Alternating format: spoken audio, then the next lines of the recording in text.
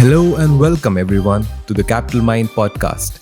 If you'd like to know more about us, visit capitalmind.in, and if you'd like to invest with us, do visit capitalmindwealth.com.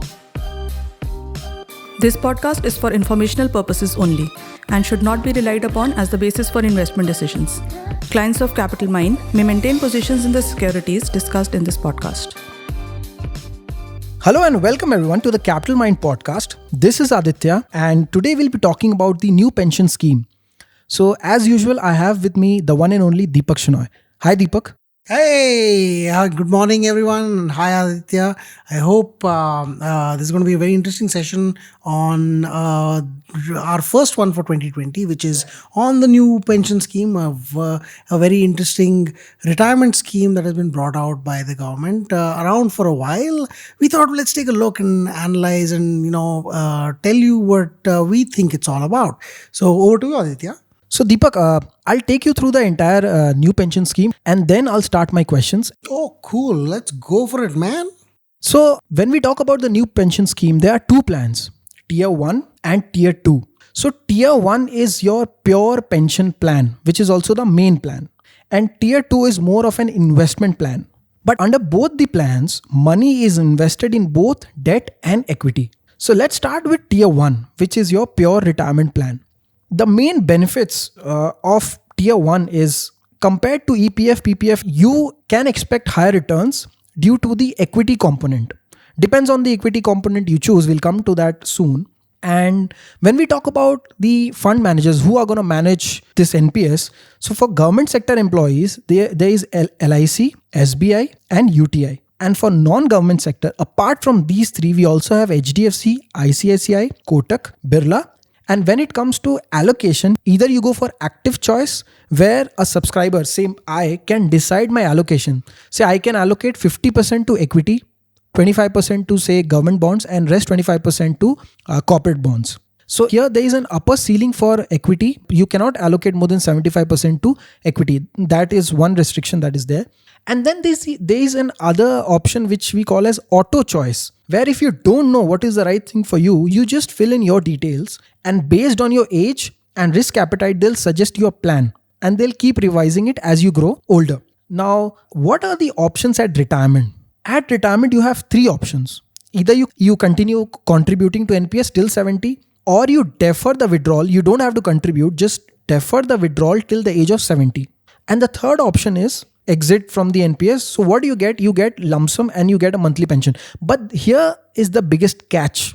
You can only withdraw 60% of your corpus. So suppose at retirement you have accumulated say 1 crore, you can withdraw only 60 lakhs. For the rest of 40 lakhs, you will have to buy an annuity. So there is a forced annuity component here. But what if I want to withdraw before my retirement? Do I have that option? You can, in case of critical illness or child's higher education, you can withdraw only 3 times before retirement. And that to maximum 25% of your own contribution. So I believe this is a very big limitation here.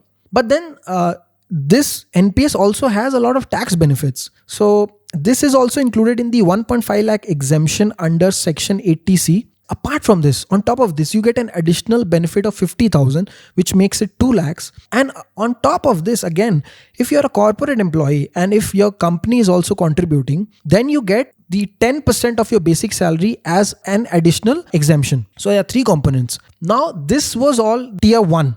Now, what is Tier 2? Tier 2 is very simple. There is no minimum investment requirement. There is no restriction on withdrawals. You can withdraw n number of times, but there are no tax benefits. It's like very similar to mutual funds and the expense ratio is very, very low. It's like 0.01%. And I went to the NPS calculator and I did some calculations. I'm 27 years old. If I subscribe to NPS and if I contribute 4,500 a month, by the time I reach 60, I would have accumulated around 2 crores, assuming a return of 12%. I can only withdraw 60% of it, which means I will have to use the rest 40% or 80 lakhs to purchase an annuity. So I believe I gave you a very comprehensive overview of NPS. Now I would like to ask a couple of questions. So first of all, Deepak, what are your thoughts about NPS? Like you went through the entire policy patiently. You were listening to it. So, the problem with the concept of a pension scheme like this has to be understood in the historical context as well, where the government was paying out a certain amount of pension per employee that was retiring. And obviously, these pensions can grow to a point where they're unaffordable. Right now, defense pensions, for instance, are something called defined benefit. There are a certain percentage of your last salary when you left. Okay. And that will continue because all the old government employees and the defense employees will get a certain percentage of their salary increased by the pay commission amounts every year. And the government has to kind of fund this from Yes. their own pockets. So it's called a defined benefit plan, right? So you got a defined benefit plan where the government actually doesn't actually keep aside money to pay for your pension, but you're entitled to one. However, you can do something called a defined contribution plan. The most of the US 401k plans, for instance, in the US or many of the other countries, they actually create something called a defined contribution plan where only your contributions are defined. In the sense, you know how much is being contributed. You're putting 10% of your income, your employer matches with 10% on from their side. And that entire amount is then invested in something. And what you get out of it is dependent on whatever that amount grows to. Okay. So, taking a rough calculation of 30 years, Okay. you have an 82 lakh corpus Okay. if you invest 50,000 a year, roughly. 82 to 90, depending on whether you invest monthly or not. That will come at the end of 30 years more. That means 60 years. Okay. So you'll get a 82 to 90 lakh rupee corpus at the end. And this sounds like a good money. And I'm saying this is at a roughly 10% annualized return, Okay, which so should be possible. You took 10% to be on a safer side. Yeah, I'm just taking a safer side because you can't invest all your money in equity. Remember, you can only do 75% of your money in equity. True. So now what you've done is you've saved some money in taxes all of these years. So your money was exempt on entry. Your money is further exempt on as it accumulates, but it is taxed at exit. So it's an EAT kind of a scheme, semi-taxed on exit. So you got an 82 lakh rupee corpus that you can now take. Now thinking 82 lakhs is a lot of money, I can now deploy that. You can't deploy all of it. Your problem becomes you have to take 40% of this money, Yes. and that's about 32 lakhs, and put it into an annuity. Yes. So out of 82, 32 goes into an annuity. The annuity is horrible in India. So they've remained horrible. We wrote an article on the new pension scheme when it came out, and even that time the pension rates were horrible. They were about 6.5 to 7% at the time, and when you could get FDs at 9%. So the way you think about some of these things is just simply saying, listen, I'm accumulating a corpus for my retirement. If that corpus is 82 lakhs, but I can only withdraw 50 out of it for my own use and to do something, then it's not really worth 82 lakhs. True. So if the 32 lakhs out of the 82 is got to be locked into a pension giving me 5%, but for me, I can actually earn 10% on the same corpus, True. right? So for me, that 32 lakhs is actually worth 16 lakhs, right? In a way, you could think about it. If I can do 10% by just putting it in a mixture of equity and debt, and the annuity plans by these insurance providers give me only 5%, then roughly that corpus is worth half. True. It's a what it forced is now. annuity. It's a forced annuity. So you actually have this system that says I'm forcing you into a product that is not as good, and also forcing you into a savings. So the forced saving part might actually be good for a lot of people, because if you save 50,000 a year for 30 years and you get 82 lakhs at the end of it, it might actually be quite beneficial, because it's like, 82 lakhs coming from nowhere. However, 82 lakhs of 30 years later wala money at 5% inflation is roughly equal to 80 lakhs divided by 4. So about 20 lakhs of today's money. Okay. So today, if you were to retire and somebody gave you 20 lakhs, it's a nice to have, but it's not going to change your life substantially. Completely true. So it's a small amount in comparison. But then 50,000 rupees a year also in that context may not be a substantial amount of money. So it's like, take a part of your long-term retirement savings and put it into some scheme like this, because it gives you the tax advantages. But beyond this, there's another thing. You say, no, you 50,000 rupees, you get a tax advantage. Maybe this employer contribution thing, which is more complicated. But assuming that you just did 50,000, now you'd save 30% tax roughly. Okay. It's about 15,000 rupees you save per year. If I did the same thing and I put it at 10%, or let's say I was really smart and I put it at 11%. right? Rather than putting in NPS. In NPS, I paid the tax on that 50,000 and I took the remaining 35 and put it at 11%. I would have at the end of 30 years only 70 lakhs. Remember, we got 82 lakhs there. You're thinking 82 lakhs is so much better than 70 lakhs. So why should I not put it in NPS? But remember, I told you that the 32 lakhs out of that 82 was locked into a low returning in annuity. Correct. Which means that the 32 lakhs is actually worth only 16 lakhs to you. That means 50 lakhs of the corpus, which is you can withdraw without any problems. Plus, what is 32 is actually 16. So it's actually worth 66 to you. Whereas I generated a 1% extra return, I got 70. True. So actually it's better for you to do that if you were able to generate that 1% extra per year.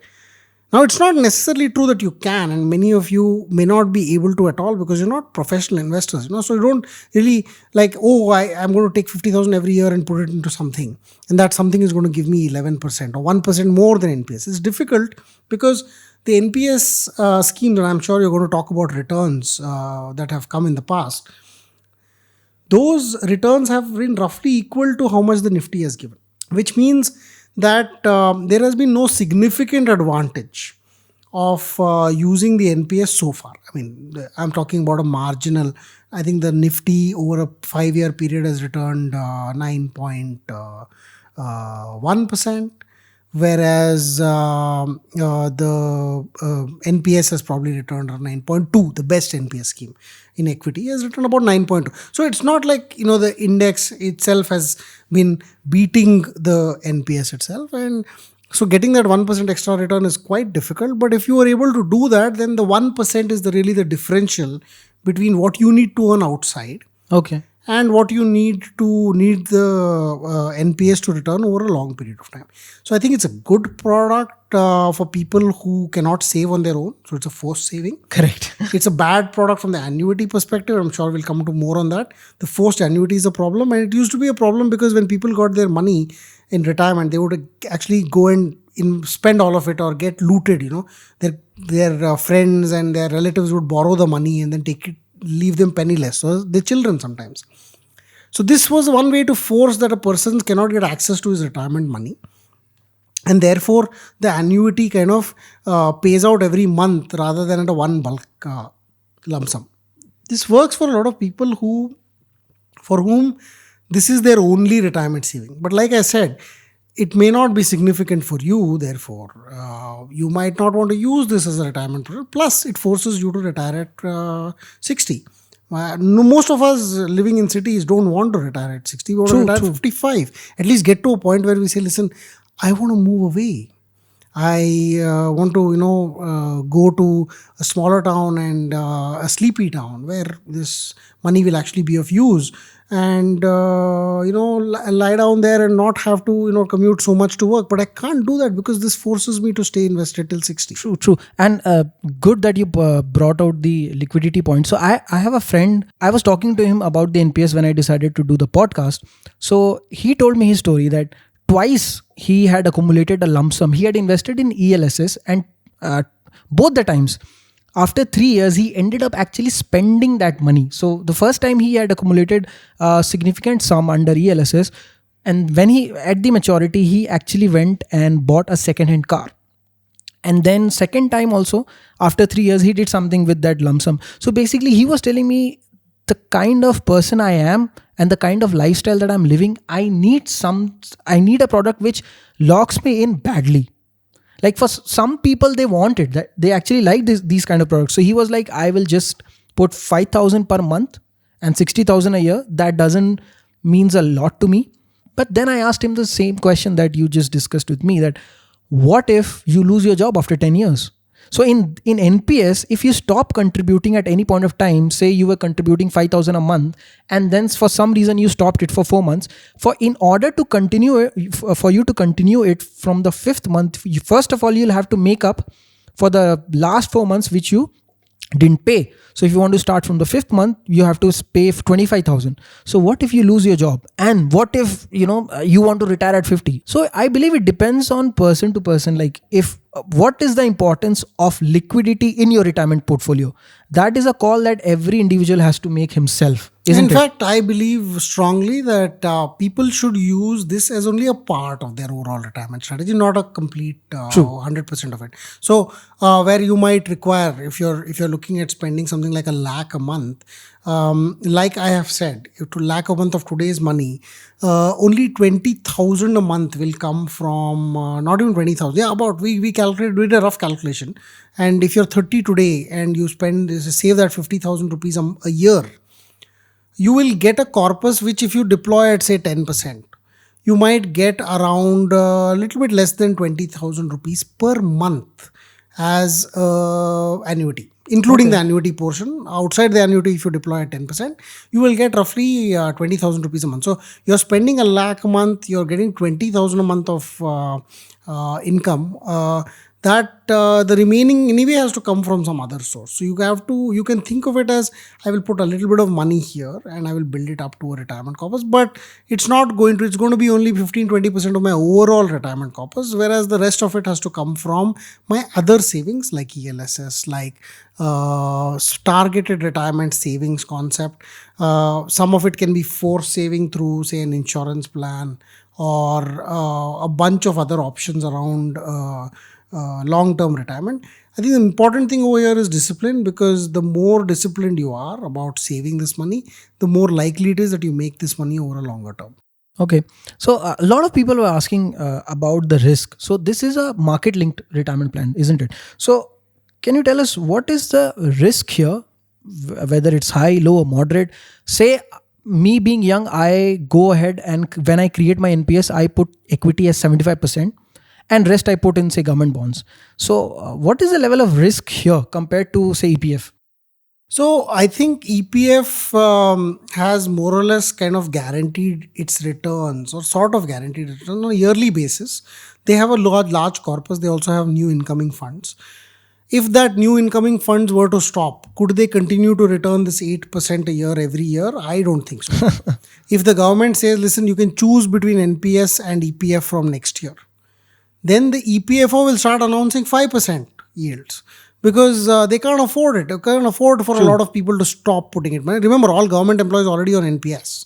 So there's no government employee contributing to EPFO, only private employees are. And in the next few years, I'm almost dead sure that the government will make it a choice between EPFO and NPS. Whatever you choose, your employer can choose that and then continue to contribute on your behalf into that into the equivalent scheme. If that happens, the EPFO will not announce the 8% returns that it is announcing today, and therefore your EPF long-term returns will suffer. So I think the EPF is also risky from that angle, but it's a little less risky because it has only 10% equity, 10 or 15% equity at most. Most of the rest is government bonds. Now, government bonds yields are also falling. So you can have a risk in terms of falling yields. So your returns will fall as a percentage. You can have a risk on capital in NPS, because how much ever you invest will actually fall if the markets fall. Okay. So if you have a 10-year period of nothingness or low returns from here, the Nifty is at 12,000 today, it can fall to say 10,000. Okay. If it falls to 10,000, you've immediately lost 20%. Of course, it's not big deal, because you can't touch that money anyhow. And you have to wait for another 20 or 30 years before you can actually touch the money.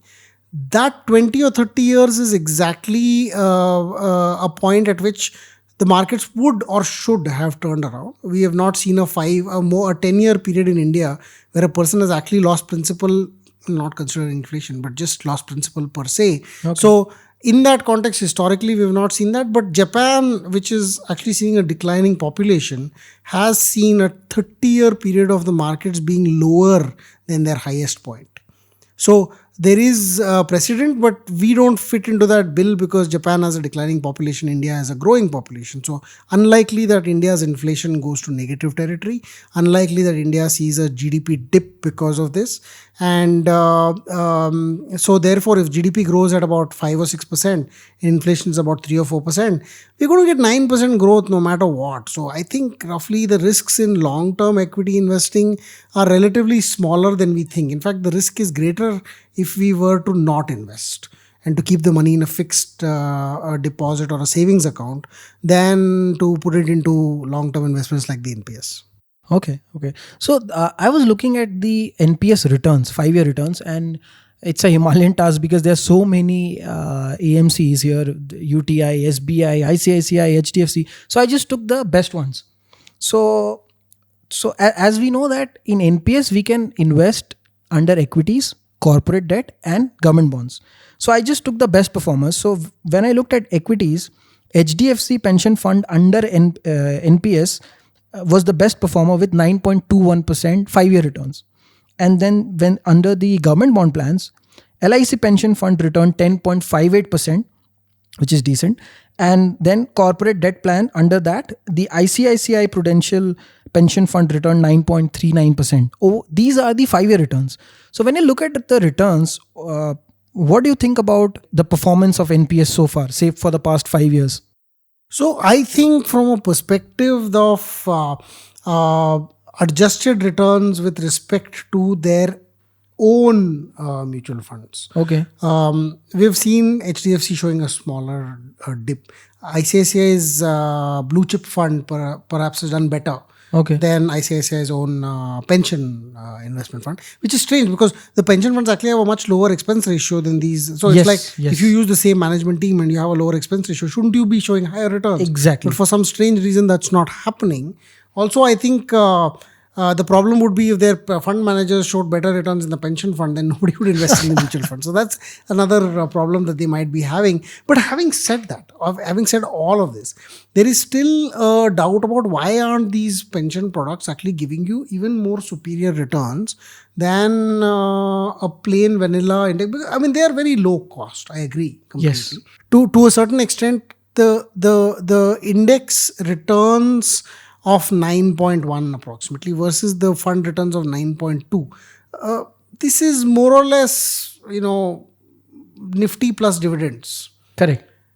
So it doesn't really attract me as an investor to say, okay, this is substantially better. But okay, as long as they continue to give me index returns, I'm still kind of happy. What is a problem in the longer term is, of course, the fact that about 5 years ago, if you've done the same analysis, you would have found that the mutual funds are actually beating by a substantial margin. Exactly. It's that the outperformance has come down and one has to look at why. And if those motivations for bringing the returns down are because they have ample money and they don't really need to show this kind of performance anymore to be able to get more money. And their management fees are very low, so they don't have any incentive to outperform, then we might actually see worse performance going forward. So that, I think, is a risk that we are seeing over here from a performance angle. The other angle, of course, of this whole thing is the fact that you have a limited choice of fund managers. You would rather have a retirement account and you say, in this retirement account, why don't you buy this mutual fund? And you could do that. You could buy mutual funds, you could buy stocks. This is what the US does. And we talked about it at some point in Capital Mind called the MERA, which is My Empowered Retirement Account. Yes. Where we said, instead of using these pension plans and NPS kind of things, create a concept called a retirement account. And in that retirement account, buy any financial product. You just can't take the money out. You could do the same thing, do annuities, do whatever. But you could have people invest in multiple financial products, including mutual funds, including ETFs, including a bunch of debt products as well, which have done better. And I think that might be a better solution to the performance problem and to some of the hindrances, depending on a few fund managers and their benevolence, because they're actually charging you very low management fees for this. So we looked at the liquidity, risk, taxation and returns. I also wanted to talk about, like, it seems very funny to me when I want to talk about the annuity. See, when I look at the annuity under NPS, what the NPS is asking me is, at the age of 60, you take 40% and you buy an annuity. But this is not a special annuity under NPS. I can buy, if I have 1 crore or if I have X corpus, I can buy that annuity today itself. So under NPS, I'm not getting anything special. I believe many people don't know this. Yes. In fact, LIC and a bunch of insurance companies have had annuity products forever. Yes. If you think about, there's something called an immediate annuity product, which an annuity is simply something that pays you off on a yearly basis, right? True. So a house is an annuity if you put it out on rent. It pays you monthly, and you have some cost of maintaining it, which is relatively small compared to the rent you're getting. So therefore, the issue really with an annuity coming in from a financial services provider is they have to guarantee it for a certain number of years. Now, an annuity product is simply this: you give me so much money, I will give you 6,000 rupees a month. So we calculated, and we did this in the office. We said, if you have 1 crore of rupees today, what are the annuity providers giving you? Okay. Of all the options, you meant annuity with this, and Yes. something called annuity for life. Annuity for life means you get a certain amount per month until you die, and then there's nothing else. You lose, like you bought the It's annuity. like, you've paid 1 crore for this annuity, and then you get 6,000 a month for the rest of your life. So it's like I've paid 1 crore, but I'm getting only 6% per year back. Is that fair for a long period of time? So if I looked at a 30-year government bond, what does it do? It does the same thing. You pay 1 crore for it. It pays you some money per year. But the government bond is the safest instrument in India to invest in. The government bond pays 7,000 rupees per year. 7 lakh. So Yes. 7%. 7 lakh rupees per year versus the annuity of 1 crore with an LIC or with a insurance company paying you only 6 lakhs. So you get 1 lakh more in a government bond. But what's better, the kicker is after 30 years, you get your principal back. Correct. That means if you survive from 60 to 90, at 90 you will get your money back. If you don't survive, your next of kin will get their money back. The equivalent annuity option is called an annuity with return of principal. Exactly. And there, for 1 crore, you'll get only 5 lakhs. So you're getting 5% return on an annuity product, where the government bond, the safest thing in the country, is giving you 7. That means annuity product providers are ripping you off. Correct. There is no competition. They don't care. And they are giving you a guaranteed for 30 years. What they could do is take your money, put it into a government bond. 1 crore they put into a government bond. They can get 7 lakhs. They'll pay you 5. They'll keep 2 as their profit for doing no work at all. Why is this allowed? I mean, you can take 10%. I understand. It's for your job to be an insurance company and all that. But if you're just doing a pass-through product, I could buy that product. No, why do I need you? And you keep ripping me off till I die. Yes, and it's just amazing that we are allowed. And this, I mentioned this when NPS came out, and when it was allowed for non-government employees. This was, I think, nearly 10 years ago. But it still continues. And I had an argument with somebody, and he told me, Deepak, over time, the government employees will force the annuity providers to give better returns. And because, government is involved in this. I said, I am not sure if this is your experience of the government, but my experience of the government is things don't improve unless you fire everybody and hire a new team. It's And this literally is as that clearly bad. a market link product. So I don't think that's going to happen. Yeah, I just simply don't see it. And in fact, insurance has gotten worse, if not better. So what was 8% risk-free at that time is now 7% risk-free. That time they used to get 6.5% in annuities. Today you get 5% in annuities. So the differential rates, which have been risk-free 8%, has fallen to risk-free 7% today. So the differential is 1%. But the risk-free and the annuity rates have fallen down from 6.5 to 5, which is a 1.5. So they've actually gotten worse. True. In a way. So I think this is not such a great, thing to have. This annuity protection product is not a good thing. It's the returns wise, I think that just, to put it this way, 40% of your money is earning 5% and 60% of your money is earning 10%. True.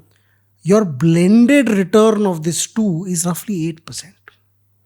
So it's like saying I am investing in a product that gives me a 20% lower return. I'll get 10.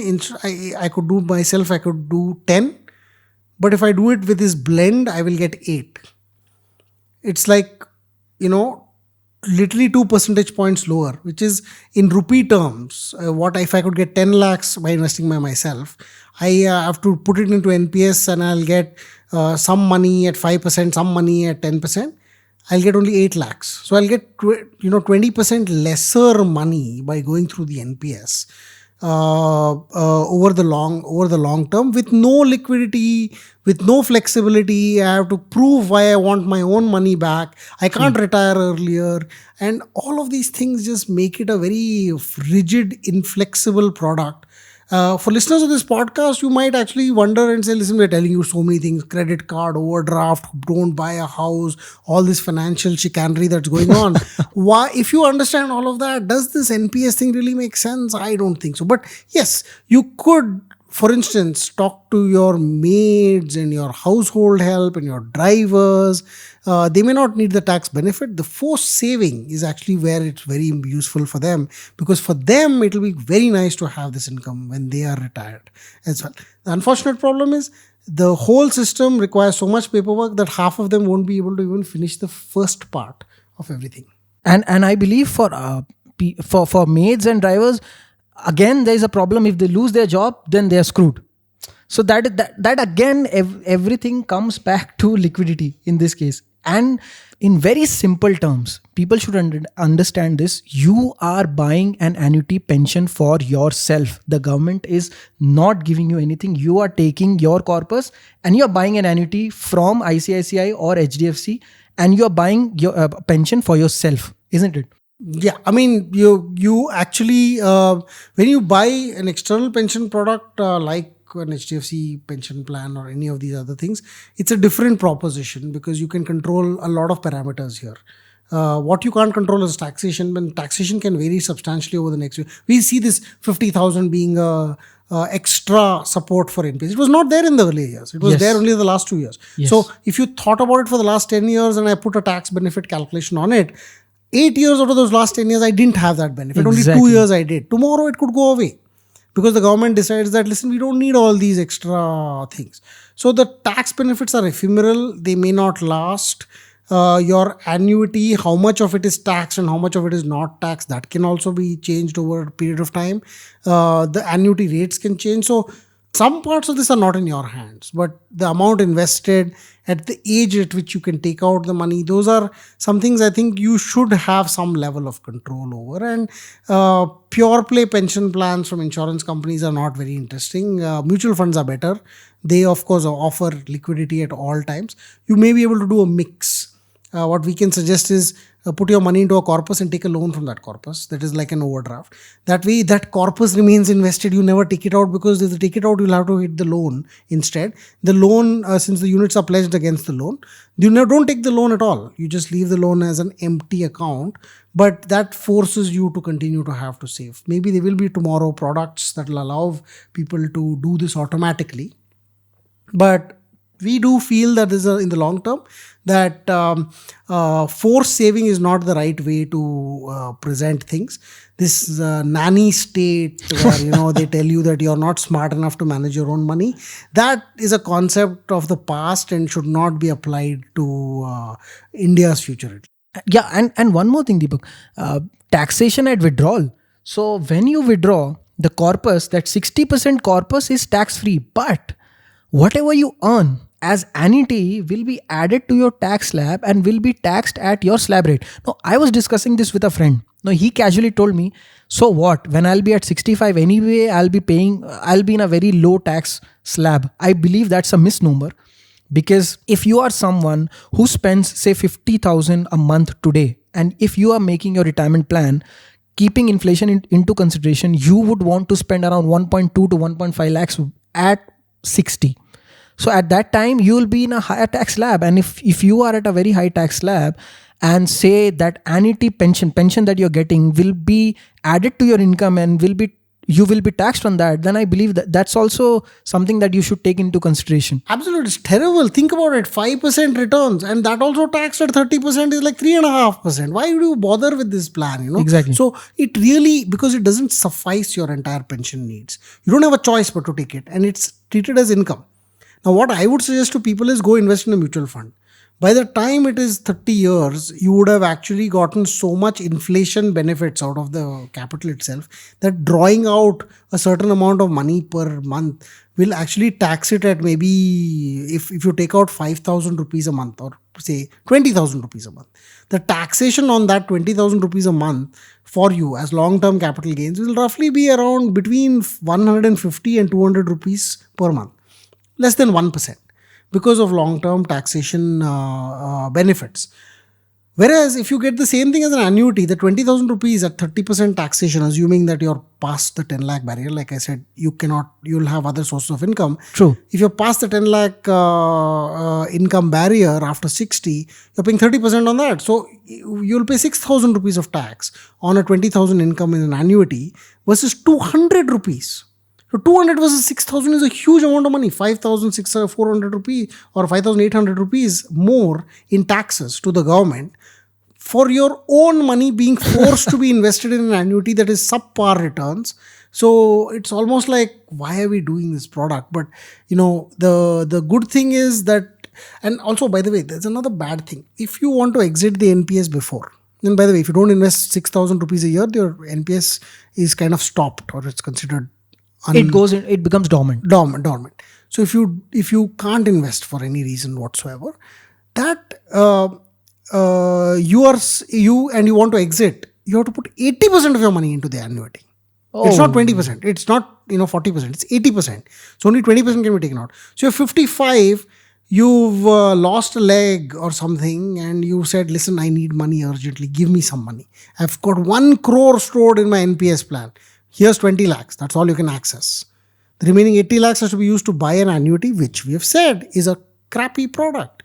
So there is just no reason almost now why, because even the liquidity that's offered is offered at such a negative way that it's almost like the government saying, "Listen, you better retire at 60 because we say so. The interest rates you get are defined by us. You will get subpar interest rates compared to government bonds itself. And you go and buy that annuity. You have to go buy an annuity. I'll force you." So it's in the other part. And let's say you move to the US.